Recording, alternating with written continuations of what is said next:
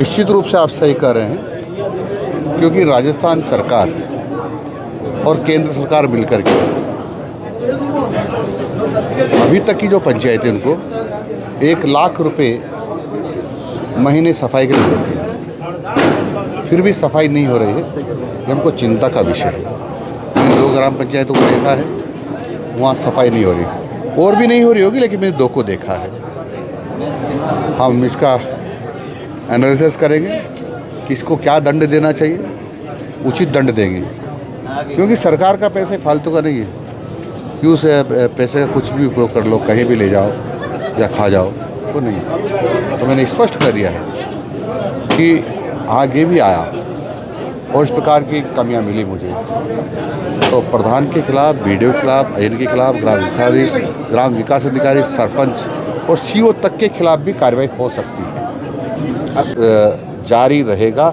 मैं पूरे राजस्थान को रोज़ सफाई देखना चाहता हूँ, जो मेरे पास, क्योंकि पंचायत राज है तो ग्रामीण एरिया है, तो ग्रामीण एरिया में मेरी जिम्मेदारी है कि राजस्थान रोज़ साफ़ होना चाहिए। नाली में कोई न तो कचरा होना चाहिए, न कीचड़ होना चाहिए, और रोज़ घर घर कचरा लेने की गाड़ी जाए, ताकि अंदर का कचरा होता है उसमें डाल दें। स्कूलों के नए सत्र शुरू हो रहे हैं इसी महीने में, तो क्या आने वाले दिनों में राजस्थान के सरकारी स्कूलों में कई बदलाव देखने को मिलेंगे शिक्षा व्यवस्था को सुधारने के लिए? शिक्षकों देखो, हमारा जोर इस पर है कि गुणवत्तापूर्वक शिक्षा मिले और संस्कार युक्त शिक्षा मिले। मंत्री जी, थर्ड ग्रेड टीचर लंबे समय से ट्रांसफर का इंतजार कर रहे हैं, अब उनकी कोई राह खुलेगी या क्या स्थिति बनेगी? वो से तो गलत कर रहे हो, क्योंकि जिस जिले में उनको नौकरी मिलती है वहीं रहना होता है, क्योंकि 3rd ग्रेड का जिले के बाहर नहीं होता, 2nd ग्रेड का संभाग के बाहर नहीं होता, और 1st ग्रेड का राजस्थान में कहीं भी हो सकता है। फिर भी कई की कठिनाइयाँ हो सकती है, उनको मद्देनजर रखते हुए माननीय मुख्यमंत्री जी निर्णय करेंगे, और जैसा निर्णय करेंगे वो करेंगे। संशोधन को लेकर क्या कहना चाहेंगे? देखो,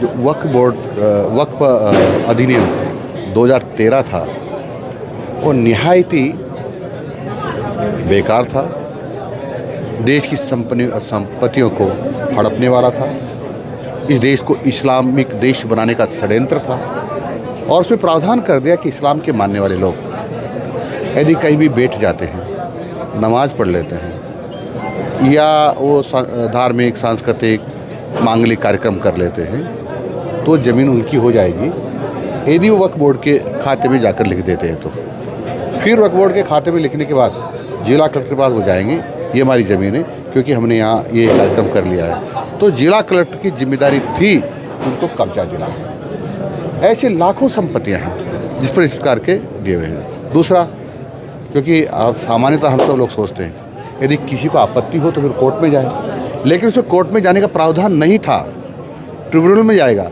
ट्रिब्यूनल में भी कौन सदस्य होंगे? केवल इस्लाम के मानने वाले ही सदस्य होंगे और कोई नहीं होगा।